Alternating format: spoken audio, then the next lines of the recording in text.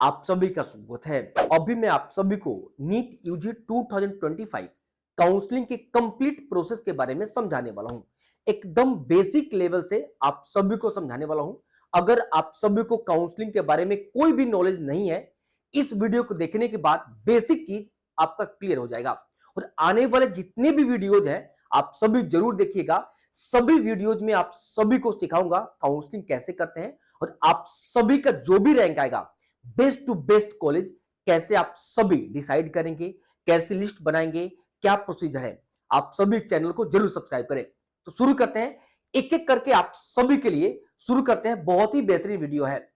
और हां, आप सभी को बता दूं, अगर आप सभी मेरे पर्सनलाइज काउंसलिंग से ज्वाइन होना चाहते हैं तो आप सभी ज्वाइन कर सकते हैं कभी भी। या तो अभी ज्वाइन कर सकते हैं या रिजल्ट के बाद भी आप सभी ज्वाइन कर सकते हैं।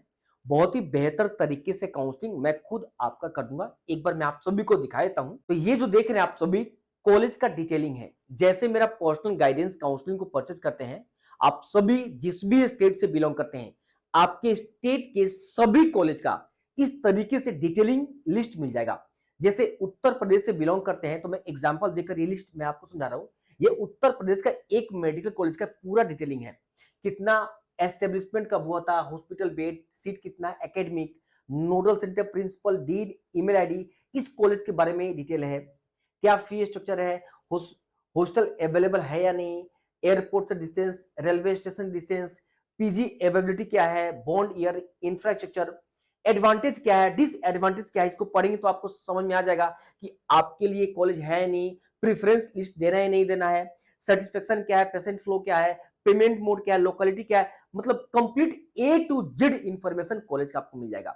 अगर कॉलेज का डेटा आपके पास नहीं है तो फिर इतना मेहनत करने के बाद भी आप कैसे अपना बेस्ट कॉलेज चुनेंगे। बहुत सारे काउंसलर बहुत गलत तरीके से काउंसलिंग करते हैं। आपको प्रेफरेंस लिस्ट दे देंगे और कहेंगे कि बस इसी से काउंसलिंग कर दो। लेकिन मैंने चेंज किया है, ये कंप्लीट डेटा आपको मिलेगा ताकि अच्छे तरीके से आप एनालिसिस कर सको। चाहे बिहार से बिलोंग करते हो, चाहे उत्तर प्रदेश, चाहे वेस्ट बंगाल, चाहे हरियाणा, चाहे झारखंड, चाहे किसी भी स्टेट से बिलोंग करते हैं, आपके स्टेट के सभी कॉलेज की डिटेल इस तरीके से मिलेंगे। इसके साथ ही बॉन्ड इंफॉर्मेशन का पीडीएफ, कट ऑफ का पीडीएफ, फी स्ट्रक्चर का सेपरेट पीडीएफ, और भी जितने भी डेटा है वो सब मैं आप सभी को प्रोवाइड करूंगा। इसके साथ ही अगर आप सभी मेरे काउंसलिंग प्रोग्राम से ज्वाइन करना चाहते हैं तो ये तो बेसिक प्लान है। इसमें कॉलिंग फैसिलिटी अवेलेबल नहीं है। इसमें डेटा और जो भी व्हाट्सएप ग्रुप नोटिफिकेशन आपको मिल जाएंगे। बट अगर आप सभी चाहते हैं कि नहीं मैं खुद आपका ए टू जेड काउंसलिंग करूं, तो गवर्नमेंट एमबीबीएस बीडीएस के लिए कराना चाहते हैं तो ये आप सभी परचेज कर लीजिएगा। इसमें कंप्लीट आप सभी ऑल इंडिया कोटा स्टेट का सभी नोटिफिकेशन व्हाट्सएप ग्रुप मेरा ऐड आपको मिल जाएगा।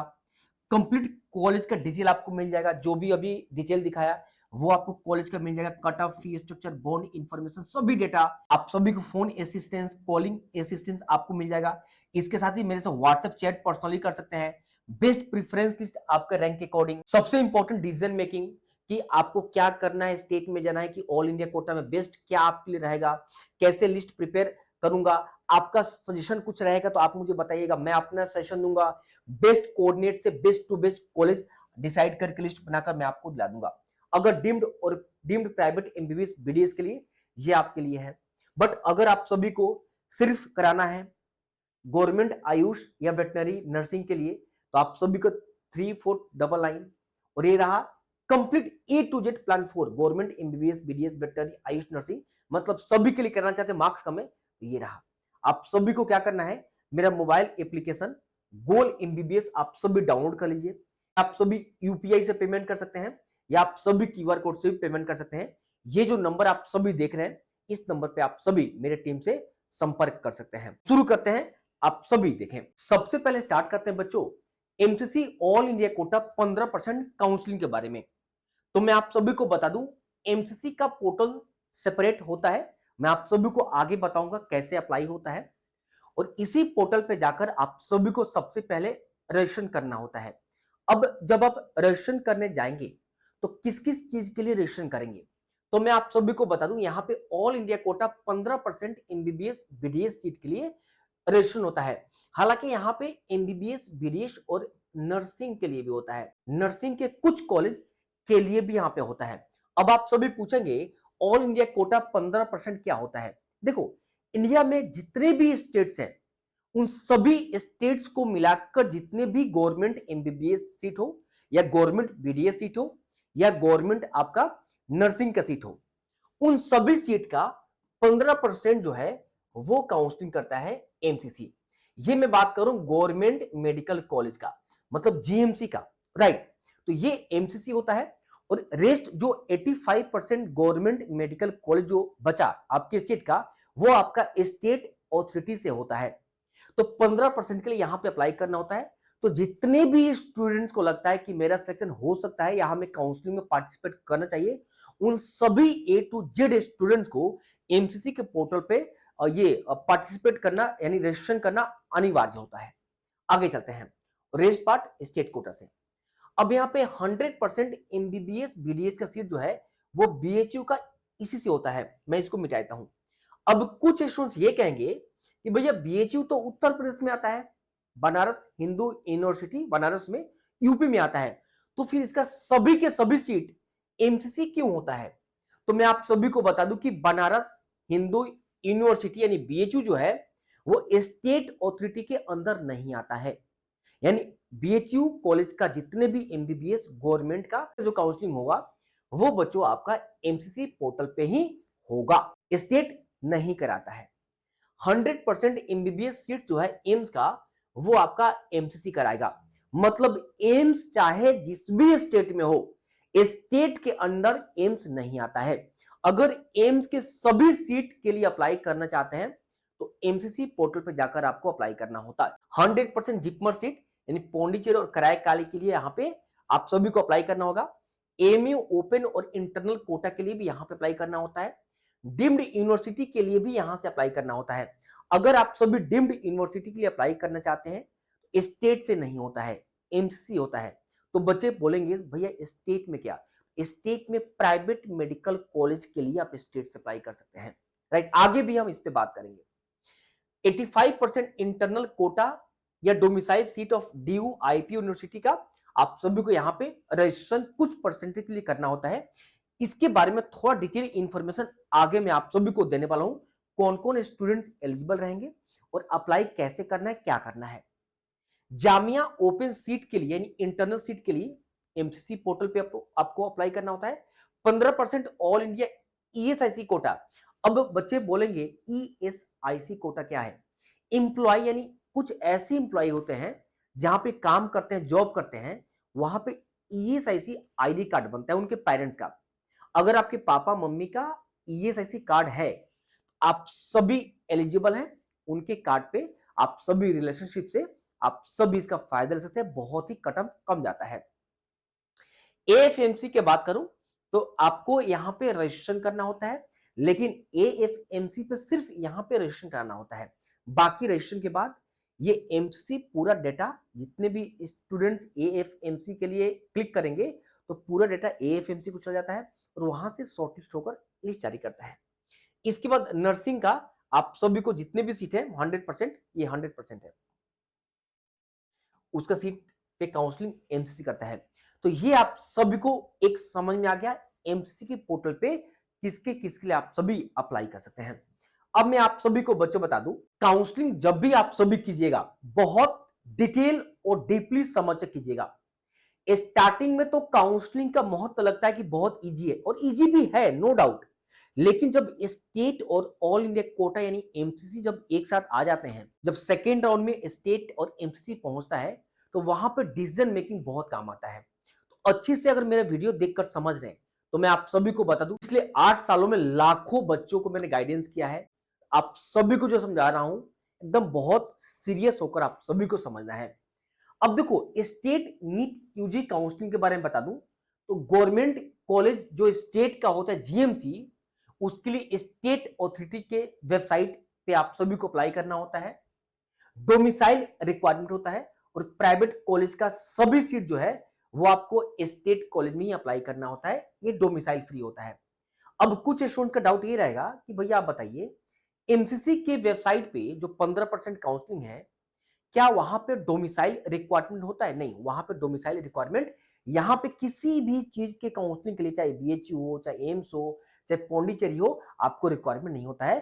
स्टेट काउंसलिंग जब करेंगे तो आपको प्रमाण देना होता है डोमिसाइल का। चलो ये तो आपको समझ में आ गया। अब यहां पे देखें 15% का काउंसलिंग जो है वो तो एमसीसी के वेबसाइट से आपको होगा, एमसीसी के वेबसाइट से होगा। और 85% जो स्टेट कोटा ये आपके स्टेट से होगा, योर स्टेट।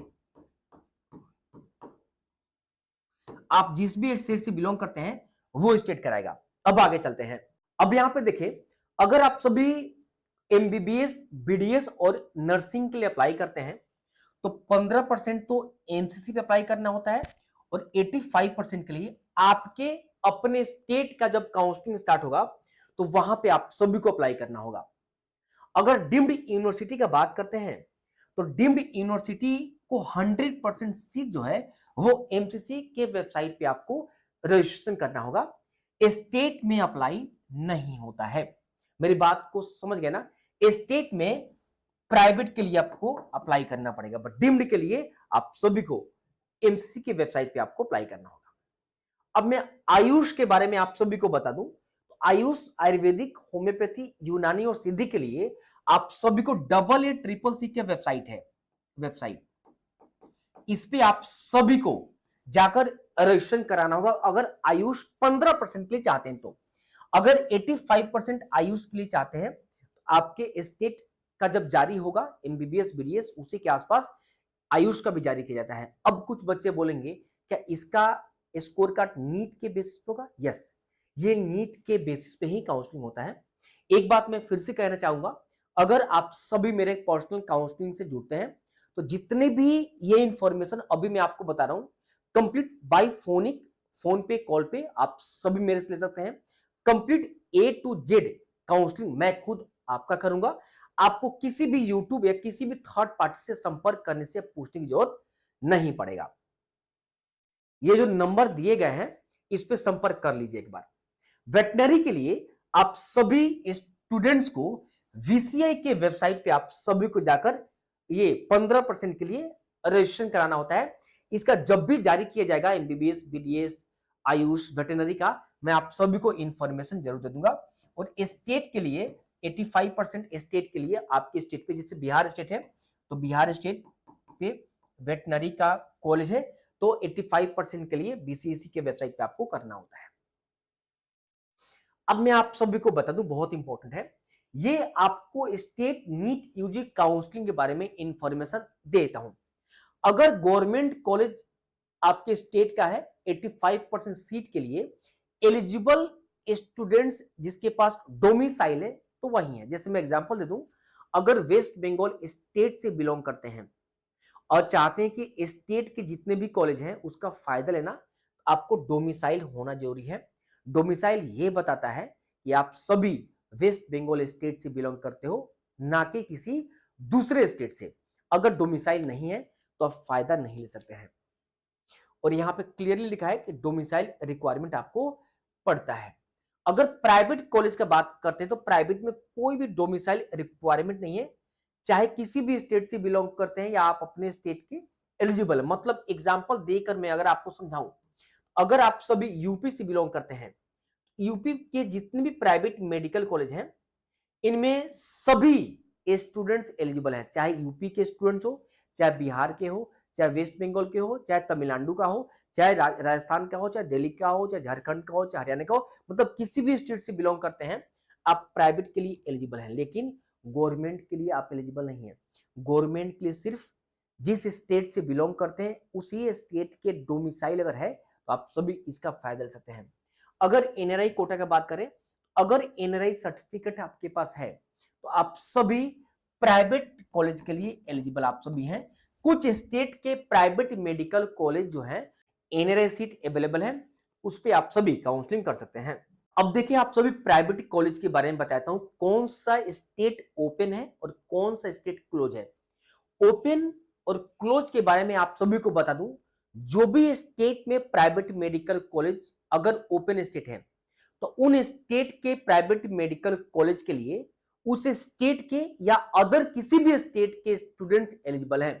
तो यहां पे ओपन स्टेट में ये जितने भी नाम मैंने लिखे हैं ये सभी ओपन स्टेट में आते हैं। थोड़ा सा मैं ऊपर भी करता हूं, ये उत्तर प्रदेश, वेस्ट बंगाल, उत्तराखंड, त्रिपुरा, ये सब आप सभी नोट कर लीजिएगा। मतलब इन सभी स्टेट के जितने भी प्राइवेट मेडिकल कॉलेज हैं, उन सभी प्राइवेट मेडिकल कॉलेज में चाहे किसी भी स्टेट से बिलोंग करते हैं एलिजिबल हैं। बट ये जो 5 स्टेट आप सभी देख रहे हैं, इन 5 स्टेट में सिर्फ इन्हीं स्टेट के स्टूडेंट्स इन प्राइवेट कॉलेज पे एलिजिबल हैं। अगर आप महाराष्ट्र से बिलोंग करते हैं तो महाराष्ट्र के जितने भी प्राइवेट मेडिकल कॉलेज हैं, सिर्फ महाराष्ट्र स्टेट के स्टूडेंट्स ही एलिजिबल है, अदर स्टेट के स्टूडेंट यहाँ पे एलिजिबल नहीं है। ये बहुत डाउट रहता है, मैंने आप सभी के लिए बता दिया है।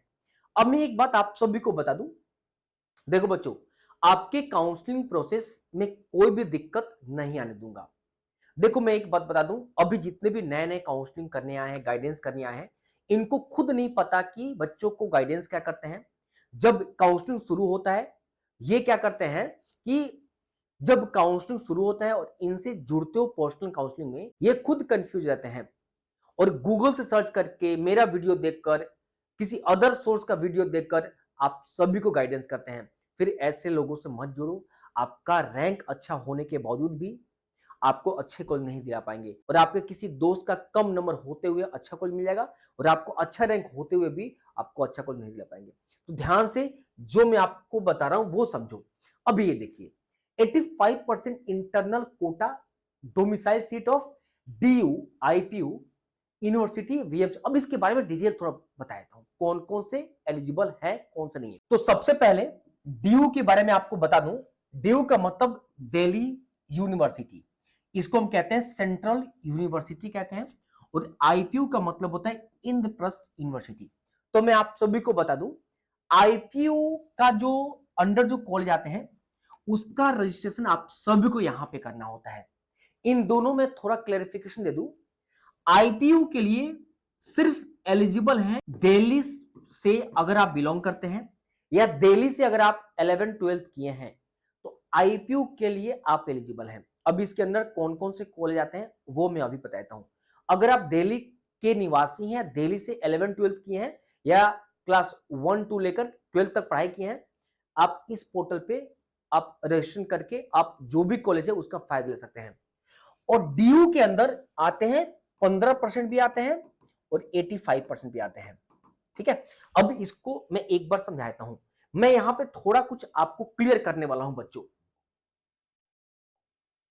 अब देखो, अगर आप सभी दिल्ली के निवासी हैं या दिल्ली में 11th-12th तक पढ़ाई किए हैं, तो मैं आप सभी को बता दूं, ये MCC का पोर्टल है। यहां पे देख रहे हैं ना, ये MCC का पोर्टल है। जब MCC का काउंसलिंग बच्चों होता है, यहां पे लिखा है कि क्लास 12th और इक्विवेलेंट डिटेल, और स्कूल स्टेट यहां पे बॉक्स में आप सभी देख रहे हैं। इसको जब सिलेक्ट करेंगे, Jamia Millia Islamia new Delhi, NCT of Delhi, other than Jamia, Aligarh Muslim university Aligarh और अदर। देखो, तो अदर स्टूडेंट्स सिलेक्ट कौन करते हैं? जो दिल्ली स्टेट से पढ़ाई नहीं की है या दिल्ली स्टेट की निवासी नहीं है, किसी अदर स्टेट की निवासी है एक्सेप्ट दिल्ली, अदर आप सिलेक्ट करते हो। लेकिन अगर दिल्ली स्टेट से बिलोंग करते हो तो यहाँ पे Delhi of NCT Delhi select करते हो। ये सिलेक्ट करते ही मैं आप सभी को बता दूं, यहां पे ऑप्शन आपको IPU का भी मिल जाता है और यहां पे DU का भी ऑप्शन आपको मिल जाता है एक्स्ट्रा में। लेकिन जो बच्चे यहां पे अदर सिलेक्ट करते हैं, इन दिल्ली के निवासी नहीं है, दिल्ली से 11th-12th नहीं करते हैं, उनको ये ऑप्शन नहीं मिलता है। मैं मिटा देता हूं, उनको ये सब ऑप्शन मिलता है जो दिख रहा है। मेरी बात समझ है ना? ये मैं उस समय बताऊंगा। थोड़ा सा आपको मैं हिंट्स इसलिए दे रहा हूं और समझा रहा हूं ताकि अभी से थोड़ा समझे रहेंगे, उस समय दिक्कत आपको ज्यादा नहीं होगा, वो दिमाग में रहेगा। ये आई थिंक आप सभी को समझ में आ गया। अब मैं आपको बता रहा हूं कि इसके अंदर कौन कौन से कॉलेज आते हैं दिल्ली यूनिवर्सिटी के अंदर और IPU के अंदर। 3 मेडिकल कॉलेज दिल्ली यूनिवर्सिटी के अंदर आता है, Maulana Azad medical college, university college of medical science और लेडी हार्डिंग। ये ओनली गर्ल्स के लिए है, ये ओनली गर्ल्स के लिए है। ठीक है, अब ये 3 कॉलेज आते हैं। तो देखो, अगर आप दिल्ली स्टेट से बाहर से बिलोंग करते हैं, मतलब दिल्ली के निवासी भी नहीं है, 11th-12th भी दिल्ली से नहीं किए हैं, इन 2 कॉलेज के लिए बॉयज के बारे में बात करूं, अगर आप बॉयज हैं, इन दोनों कॉलेज के 15% के लिए एलिजिबल हैं। अगर आप सभी गर्ल्स हैं, इन तीनों के 15% के लिए एलिजिबल हैं। लेकिन अगर आप दिल्ली से बिलोंग करते हैं, 11th-12th दिल्ली से किए हैं, तो आप 15% के लिए भी एलिजिबल है और 85% के लिए भी एलिजिबल है। अब मैं एक बात छोटा सा क्लियर कर देता हूं, अगर आप सिर्फ जो मैं अभी बता रहा हूं वो सिर्फ और सिर्फ दिल्ली स्टेट के स्टूडेंट्स के लिए ही है या दिल्ली से 11th-12th के हैं। अगर आप सभी दिल्ली स्टेट से पढ़ाई की हैं या दिल्ली स्टेट के निवासी हैं तो एमसीसी के वेबसाइट पे ही इन तीनों कॉलेज का आप सभी को 15% भी और 85% भी सिलेक्ट करने का आपको मौका दिया जाएगा। मतलब दिल्ली स्टेट का सेपरेट कोई आपको वेबसाइट नहीं है। हाँ, एफएमएसजी है जो कि अलॉटमेंट के बाद वहां पे रजिस्ट्रेशन करना होता है। मतलब इन तीनों कॉलेज का 15% भी और 85% भी आप सभी को एमसीसी के वेबसाइट पे ही करना होगा। अब बाकी स्टेट के स्टूडेंट्स ये पूछेंगे, जैसे एग्जांपल देकर मैं समझाता हूं, अगर कोई स्टूडेंट हरियाणा से बिलोंग करता है तो वो पूछेंगे क्या एमसीसी ही 15% और 85% कराते? तो नहीं, अगर आप हरियाणा से बिलोंग करते हैं तो सिर्फ 15% आपको एमसीसी कराता है और स्टेट के वेबसाइट पे 85% होगा। मतलब स्टेट आपका कराएगा। ये सिर्फ दिल्ली के लिए ही है, समझाऊंगा मैं, ठीक है। ये सभी आई थिंक आप सभी को बेसिक चीज क्लियर हो गया होगा। आगे चलते हैं। अब ये तो डीयू के 3 कॉलेज हैं। अब आईपीयू के अंदर ये 5 कॉलेज आते हैं, 1 2 3 4 5। Vardhman Mahavir medical college and Safdarjung new Delhi, PGIMER doctor RML, Baba Saheb Ambedkar, NDMC और आर्मी कॉलेज। ये सिर्फ आर्मी का मैं बताऊंगा इस बारे में। ये 5 कॉलेज आईपीयू के अंदर आता है। अब इन 5 कॉलेज में से आउट ऑफ 5 कॉलेज 2 कॉलेज ये जो देख रहे हैं, ये 2 कॉलेज का 15% आप सभी को, इसका 15% आप सभी को एमसीसी कराएगा और 85% भी एमसीसी कराएगा, ठीक है। 15% के लिए एलिजिबल सभी स्टेट के स्टूडेंट्स हैं और 85% के लिए एलिजिबल ओनली दिल्ली के स्टूडेंट्स और दिल्ली से पढ़ाई के स्टूडेंट्स के लिए है। आई थिंक आप सभी को समझ में आ गया होगा, ये नोट डाउन कर लेना। अब बाकी जो बचे 3 कॉलेज, 1 2 3, इन 3 कॉलेज पे आप सभी को आईपीयू के वेबसाइट पे रजिस्ट्रेशन करना होगा और एलिजिबल 85% के लिए सिर्फ दिल्ली स्टेट से बिलोंग करने वाले और 11th-12th करने वाले 85% के लिए इसके लिए एलिजिबल है। जैसे मैंने अभी आप सभी को बताया था, मैं एक बार आप सभी को दिखाया तो वेबसाइट कौन सा है, मैंने स्टार्टिंग में आप सभी को दिखाया था। यहां पे एक बार देखें, ये जो वेबसाइट है ये इन 3 कॉलेज के लिए आप सभी को यहां पे रजिस्ट्रेशन करना होगा। अब यहां पे एक कॉलेज देख रहे हैं आप सभी, ये army college of medical science new Delhi, ठीक है। इसके बारे में आप सभी को बता दूं, ये आर्मी कॉलेज यानी आर्मी फैमिली बैकग्राउंड से बिलोंग करने वाले स्टूडेंट्स के लिए ये बहुत बेनिफिट देगा। अगर ये पहले आपको बता दूं नीट यूजी 2025 स्कोर के बेसिस पे होगा। गुरु गोविंद सिंह इंद्रप्रस्थ यूनिवर्सिटी के वेबसाइट पे आपको रजिस्ट्रेशन करना होगा, जो अभी वेबसाइट दिखा है दिल्ली के।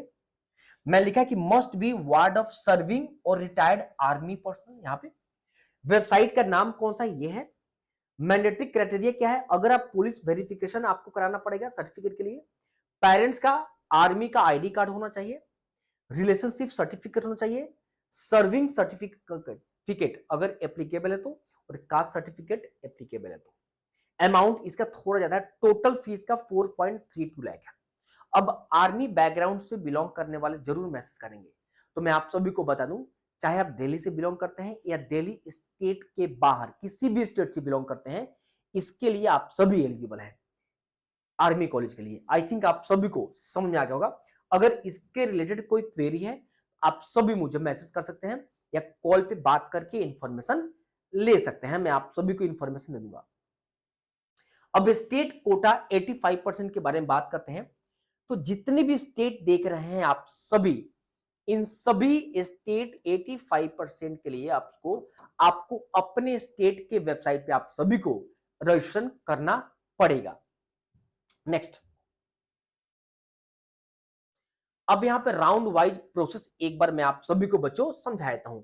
देखो, ये जो मैं आपको बता रहा हूं, ये एनएमसी ने ये रूल लागू 2023 में बहुत फोर्सफुली किया था, हालांकि उसके पहले भी किया था, बट तो 23 में बहुत फोर्सफुली लागू हुआ था। लेकिन 2024 में ये जो प्रोसेस वायलेट किया गया, इस रूल्स को फॉलो स्टेट वाले नहीं किए हैं। लेकिन फिर भी मैं आपको बताता हूं, नियम यह होता है कि अगर all India quota MCC first round जब कंप्लीट हो जाएगा, अलॉटमेंट आएगा, एडमिशन का प्रोसेस एंड हो जाएगा, उसके बाद स्टेट का पहला राउंड का रिजल्ट जारी करेगा। फिर स्टेट का जब एंड हो जाएगा एडमिशन तो एमसीसी सेकंड जारी करेगा, फिर एमसीसी जब एंड करेगा फिर स्टेट जारी करेगा। इस तरीके से प्रोसेस चलता है। मैं एक बार डिटेल में आपको बता दूं, मान लो कि सबसे पहले बच्चों एमसीसी पे आपने रजिस्ट्रेशन कर दिया, चॉइस फिल कर दिया। चॉइस फिलिंग सबसे इंपॉर्टेंट है। इस बार एमसीसी के पोर्टल पे लगभग 420 प्लस कॉलेज आपको मिलेंगे और 420 कॉलेज का प्रेफरेंस लिस्ट आपको आने चाहिए। अगर आप प्रेफरेंस लिस्ट आपके पास अवेलेबल नहीं है तो मैं खुद आपको अपने से आपके रैंक के अकॉर्डिंग प्रेफरेंस लिस्ट बनाकर दूंगा। मैंने कहा ना, मेरा पर्सनल गाइडेंस को आप ज्वाइन कर लीजिए। बट अगर आप मेरा ज्वाइन कर लेते हैं तो 420 प्लस जितने भी इस बार कॉलेज नए आएंगे या पुराने कॉलेज है, सबका मैं आपको बना कर दूंगा। और मैं आपको बता दूं, इतना बेहतरीन लगभग 1.5 महीने का मेहनत और एनालिसिस करने के बाद ये प्रेफरेंस आपको दिया जाता है। और मैं आपको बता दूं, एक बार जब आपको कॉलेज मिल जाएगा, सेटिस्फेक्शन आपको मिलेगा कि बहुत जबरदस्त कॉलेज मिल गया है, क्योंकि मेरा एनालिसिस, मेरा रिव्यू और मेरा डेटा जबरदस्त है। आप सभी एक बार ज्वाइन करें, आपको समझ में आ जाएगा। ये प्रोसेस हालांकि वायलेट करता है, इसके बारे में अभी ज्यादा डीपली नहीं चलेंगे। मेरी बात समझ रहे हैं ना? यहाँ पे रजिस्ट्रेशन करेंगे, चॉइस फिलिंग करेंगे, अलॉटमेंट होगा और फिर आपको एडमिशन होगा। जब कॉलेज में एडमिशन एमसीसी एंड हो जाएगा, मान लो कि अगर मैं बोलो कि 7 जून को एंड हो गया, उसके बाद ही स्टेट का राउंड 1 का रिजल्ट जारी किया जाएगा। मतलब 7 को एंड हुआ, 8 को जारी करेगा, ताकि अगर इसका जो अलॉटमेंट हुआ है, बहुत सारे क्यों करता है, यहां भी बच्चों के अलॉटमेंट हो जाता है और यहां भी हो जाता है अलॉटमेंट। अब बच्चे को ऑप्शन मिल जाता है दोनों जगह सिलेक्ट करने का, कहां जाए। ठीक है, यहां तक तो कोई दिक्कत नहीं होता है। दिक्कत आता है लास्ट राउंड आते आते सीट बचना शुरू हो जाता है और उस केस में सीट वैकेंट होना शुरू होता है। जेन्युइन स्टूडेंट को सीट अच्छा नहीं मिल पाता है। इस वजह से एनएमसी ने रूल लागू किया, बट स्टेट इसको फॉलो नहीं करते हैं बहुत अच्छी तरीके से। आगे चलते हैं बच्चे। अब मैं आप सभी को बताता हूं कौन कौन से डॉक्यूमेंट रिक्वायर्ड होते हैं। ये डॉक्यूमेंट देखें, सबसे पहले नीट एडमिट कार्ड आपको मिला होगा। तो नीट का एडमिट कार्ड बच्चों आप बहुत संभाल कर रखिए, ये रिक्वायरमेंट होता है। कई बार क्या होता है, एनटीए अपने वेबसाइट से एडमिट कार्ड डाउनलोड का ऑप्शन खत्म कर देता है, तो आप सभी डाउन ऑप्शन को जाकर अगर एडमिट कार्ड नहीं है तो डाउनलोड कर लीजिए। ये स्कोर कार्ड या रैंक लेटर, मतलब आपको जो रिजल्ट जारी किया जाएगा वो आपको रखना है, डाउनलोड करना है। 10th का सर्टिफिकेट और मार्कशीट आपके पास होना चाहिए, 12th का यही सर्टिफिकेट मार्कशीट होना चाहिए। यहाँ पर डेट ऑफ बर्थ आपको प्रूफ माना जाएगा। ठीक है, गवर्नमेंट इशू किया गया कोई भी आइडेंटिटी कार्ड, चाहे Aadhaar card, PAN card, passport, driving licence या voter ID card, 8 passport size photographs आपको लेके जाना है। जो नीट एप्लीकेशन फॉर्म में फोटो आपने फिलअप करते वक्त दिया था, वही सेम फोटो यहाँ पे आपको ले जाना है, same photo. Provisional allotment letter, मतलब मैं आपको बता दूं, अगर एमसीसी हो या स्टेट का राउंड फर्स्ट का जो रिजल्ट जारी किया जाता है, उसी को प्रोविजनल अलॉटमेंट लेटर कहते हैं। वो प्रॉपर आपको जारी किया जाएगा कि कौन सा कॉलेज आपको अलॉट किया गया है, उसी को डाउनलोड करना है जब रिजल्ट जारी किया जाएगा तो अलॉटमेंट। उसके बाद अगर आप कैटेगरी सर्टिफिकेट अगर आपके पास है, चाहे आप ओडब्ल्यू ईडब्ल्यू से बिलोंग करते हो, एससी एसटी ओबीसी डब्ल्यूएस, तो आपके पास होना चाहिए। यहां पे थोड़ा सा मैं आपको समझाना चाहूंगा, अगर ओबीसी या ईडब्ल्यू से बिलोंग करते हैं तो आफ्टर 1 अप्रैल 1 अप्रैल 2025 के बाद का आपके पास सर्टिफिकेट होना अनिवार्य है। अगर आप सभी बोलते हैं कि 1 अप्रैल के पहले का है, मान्य नहीं होगा। 1 अप्रैल 2025 के बाद का होना मैंडेटरी है। अगर नहीं है, अभी आप सभी जरूर बनवा लें। एसटी एससी का कोई ऐसा लागू नहीं है। अगर 2020 का है, 21 का है, 22 का है, 19 का है, आप कोई दिक्कत नहीं है, आप एलिजिबल हैं, कोई दिक्कत नहीं होगा। अगर आप पीडब्ल्यूडी यानी आप फिजिकली हैंडीकैप है, तो अगर आप नीट फॉर्म में फिजिकली हैंडीकैप यस किया है तो सर्टिफिकेट आप सभी को बनवाना है। अगर 10th के मार्कशीट पे अगर आपके पास डेट ऑफ बर्थ नहीं लिखा है तो डेट ऑफ बर्थ सर्टिफिकेट होना चाहिए। अगर यहां लिखा है तो ये नहीं भी है तब भी चलेगा। माइग्रेशन सर्टिफिकेट कैंडिडेट के पास होना चाहिए। अदर बोर्ड और यूनिवर्सिटी अगर दूसरे बोर्ड में ट्रांसफर हुए हैं तो आप सभी के पास माइग्रेशन सर्टिफिकेट होना अनिवार्य है। आगे देखें आप सभी, डोमिसाइल सर्टिफिकेट रिक्वायरमेंट बहुत जरूरी है। अब मैं आप सभी को बता दूं, ये ऊपर का जितना भी सर्टिफिकेट आपने देखा ये एमसीसी के लिए लागू होता है, बट डोमिसाइल आपको सिर्फ स्टेट के लिए लागू होता है। मैंने बताया ना, डोमिसाइल सर्टिफिकेट सिर्फ स्टेट काउंसलिंग के लिए रिक्वायरमेंट होता है। आगे चलते हैं। अब बात है गैप सर्टिफिकेट। तो देखो बच्चों, अगर आपने 12th 2025 में किया है तो गैप सर्टिफिकेट आपको रिक्वायरमेंट नहीं है। अगर 2024 या 2024 के पहले आपने 12th पास किया है तो गैप सर्टिफिकेट रिक्वायरमेंट है। इसका फॉर्मेट मैं आप सभी को दे दूंगा, अभी नहीं बनवाना है। जब काउंसलिंग का प्रोसेस स्टार्ट होगा, जब कॉलेज अलॉटमेंट किए जाएंगे, अलॉटमेंट के जस्ट अगले दिन आपको बनवाना है। उसका प्रॉपर फॉर्मेट मैं आपको दूंगा, क्योंकि गैप सर्टिफिकेट बनवाने के लिए कौन सा कॉलेज अलॉटमेंट हुआ है वो आपको जानना बहुत जरूरी है। इसका फॉर्मेट मैं आपको दूंगा। अब यहां पे इक्विवेलेंट सर्टिफिकेट, ये अगर आपका सिलेक्शन तेलंगाना स्टेट में होता है, चाहे आप बिहार से बिलोंग कर रहे हो, यूपी से, बंगाल से, राजस्थान से, तमिलनाडु से, झारखंड, हरियाणा, दिल्ली, किसी भी स्टेट से बिलोंग करते हैं, अगर तेलंगाना में आपको कॉलेज मिल गया, इक्विवेलेंट सर्टिफिकेट आप जरूर बनवा लीजिएगा। ये ऑनलाइन बनवाना होता है, बहुत सारे बच्चों को पता ही नहीं होता है।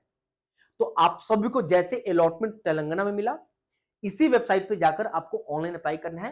प्रॉपर मैं आप सभी को बताऊंगा अप्लाई कैसे करना है। देखो, मेरा पर्सनल काउंसलिंग लेते हो तो जितने भी ऑनलाइन अप्लाई का प्रोसेस है, complete A to Z guidance मेरे द्वारा आपको 1-to-1 किए जाएंगे, बाय फोनिक, बाय चैट पे कंप्लीट सॉल्यूशन मैं आपको दूंगा। इसमें आपको परेशान होने की बात नहीं, पूरा जिम्मेदारी आपका मेरा है। उसके बाद यहाँ पे हेल्थ सर्टिफिकेट, आपको अगर कॉलेज अलॉटमेंट हो जाता है तो जो कॉलेज अलॉटमेंट हुआ, ज्यादातर 99% वही कॉलेज आपको हेल्थ सर्टिफिकेट बनवाते हैं, चेकअप करते हैं। स्टडी सर्टिफिकेट, अगर आपका कर्नाटका में अगर आपका सिलेक्शन हुआ तो वो एक फॉर्मेट देते हैं, उसको फिलअप करने के बाद आपके जो स्कूल के प्रिंसिपल है उनसे साइन और मोहर कराकर आपको ले जाना होता है। करेक्टर सर्टिफिकेट आपको बनवाना होता है और 6 महीना तक ही वैलिड होता है।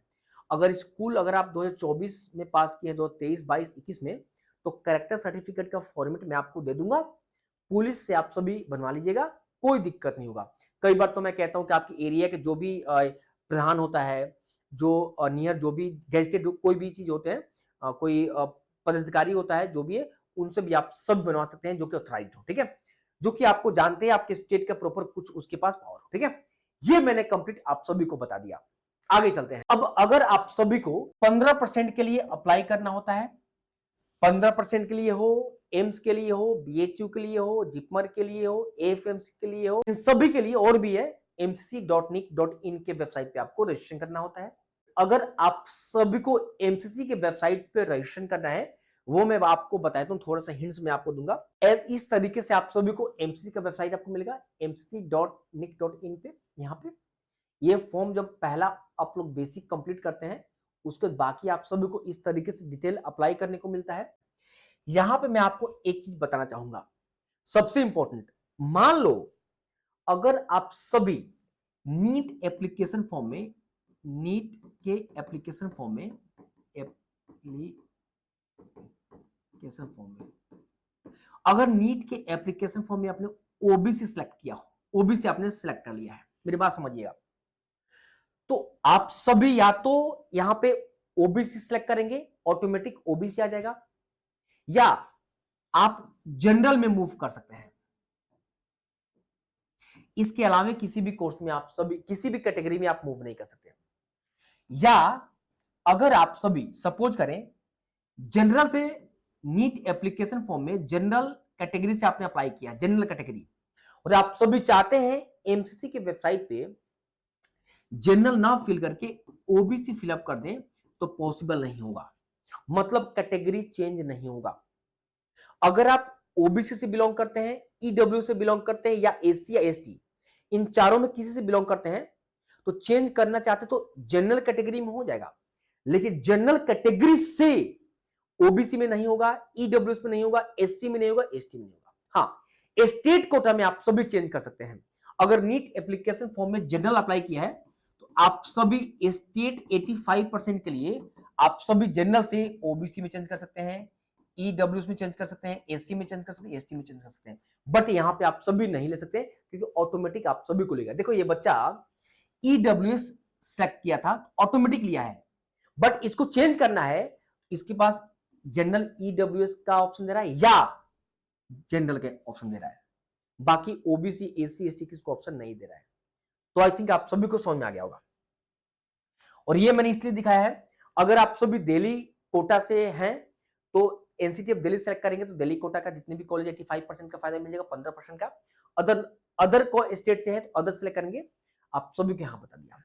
और एक बात मैं हमेशा कहता हूं, जब एमसीसी का फॉर्म अप्लाई कीजिएगा तो ये ऑल इंडिया कोटा 15% और एक ओपन सीट आता है।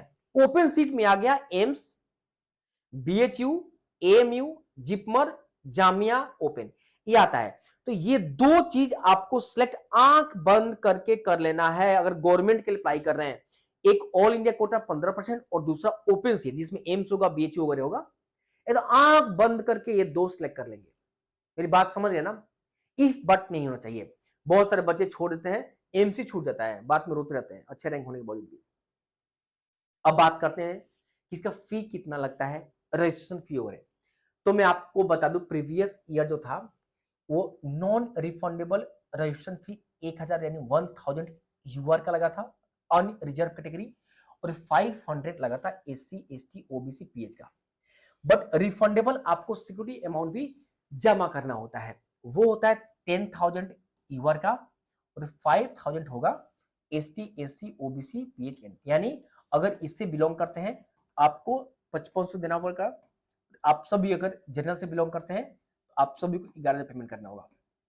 और ये जो देख रहे हैं ये गवर्नमेंट के लिए है। मेरी बात समझ है ना? यहाँ पे लिखा हुआ क्लियरली, देखो यहाँ, ठीक है।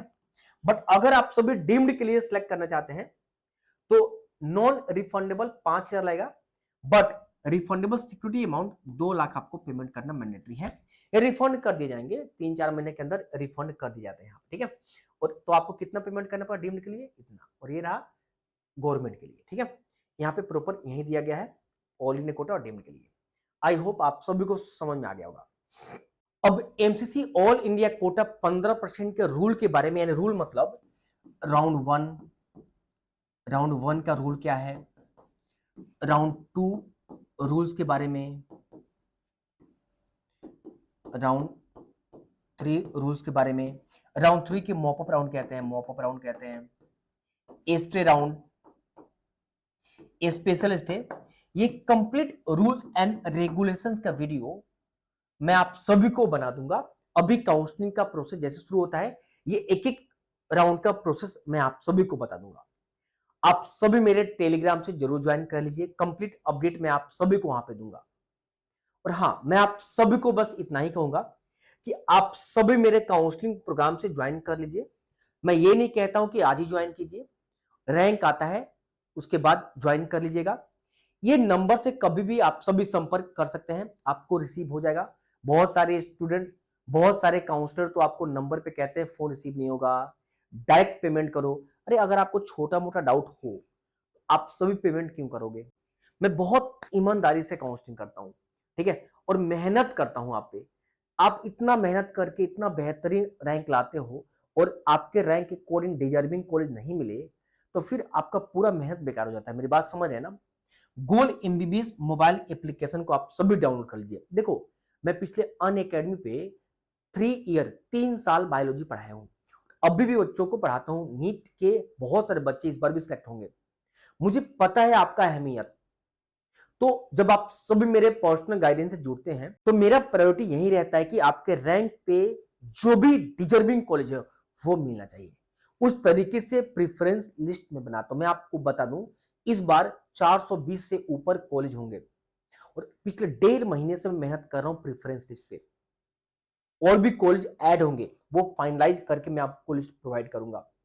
उस इतना ही नहीं, कौन सा कॉलेज बेस्ट रहेगा स्टेट में या ऑल इंडिया कोटा में, सबसे important decision making, rules regulations में फंस जाते, इतना कॉम्प्लिकेट आगे चलकर हो जाता है कि बहुत सारे बच्चे कंफ्यूज जाते हैं। और अगर अच्छे काउंसलर या अच्छे किसी सेशन नहीं मिले, उस चक्कर में फंस जाते हैं और अच्छा कॉलेज नहीं मिल पाता है। कई बार क्या होता है कि एक स्टूडेंट्स का कम मार्क्स होते हुए भी बहुत अच्छे कॉलेज में चले जाता है, लेकिन एक अच्छे रैंक होने के बावजूद भी उसको अच्छा कॉलेज नहीं मिलता है, बिकॉज ऑफ क्योंकि उसको अच्छा डिसीजन और अच्छा गाइडेंस नहीं मिला है। आप सभी अगर चाहते हैं मेरा पर्सनल गाइडेंस, तो गवर्नमेंट एमबीबीएस बीडीएस के लिए कंप्लीट ये आप सभी को हेल्प मिल जाएंगे, आप सभी ज्वाइन कर लिए। चाहे तो गोल एमबीबीएस डाउनलोड करके आप सभी ज्वाइन कर लिए 499 पैकेज। ये बेसिक प्लान में आप सभी मेरे से बात नहीं कर पाएंगे, ठीक है, मेरे से पर्सनल बात नहीं पाएगा, बाकी सभी डेटा मिल जाएगा। और ए टू जेड प्लान 2 में आप सभी को डीम्ड और प्राइवेट के लिए है 999, मतलब 4x9। और ये रहा ए टू जेड प्लान 3 में सिर्फ आयुष वेटनरी नर्सिंग के लिए 3499 और कंप्लीट है। इसमें government MBBS BDS veterinary AYUSH nursing, कुछ स्टूडेंट्स का अगर नंबर कम है, complete A to Z counselling MBBS का भी बीडीएस वेटनरी सब जगह करना चाहते हैं तो 6999 कर सकते हैं। तो मैं बस इतना ही कहूंगा, आप सभी मेरा प्रोग्राम को आप सभी जरूर लीजिएगा। किसी दूसरे काउंसलर का लीजिएगा, चाहे उसका फी 5,000 हो, 10,000 हो, 20,000 हो, 50,000 हो, 1 लाख हो, आप पे उतना मेहनत नहीं करेगा। मैं बहुत दिल से मेहनत करता हूं ताकि बच्चों का खुशी चाहिए मुझे, या बच्चों का जब फीडबैक देते हैं, उनके पेरेंट्स जब मतलब मुझे अप्रिशिएट करते हैं, ब्लेसिंग देते हैं, बहुत अच्छा लगता है यार। बहुत मेहनत करता हूं मैं, रात रात भर जगकर मेहनत करता हूं। आप सभी जब भी रैंक आए या आपको लगता है कि मेरा सिलेक्शन हो जाएगा, तो मेरे काउंसलिंग प्रोग्राम से ज्वाइन कर लीजिए। कंप्लीट डेटा मैं आपको अभी दे दूंगा, ताकि आपके स्टेट का जितना भी कॉलेज है सभी एक बार पढ़ो, क्या एडवांटेज है, क्या एडवांटेज है, क्या कमी है, हॉस्टल फैसिलिटी में क्या दिक्कत, सब एक लिस्ट में दे दूंगा सभी कॉलेज का, ताकि आपको लंबे समय मिले। ज्वाइन करने के लिए संपर्क भी कर सकते हैं या डायरेक्ट इस गोल एमबीबीएस पे रजिस्टर करके, मैंने लिंक डिस्क्रिप्शन बॉक्स में दे दिया है, आप सभी रजिस्टर कर दीजिए। अभी कितना ही, ऑल द वेरी बेस्ट।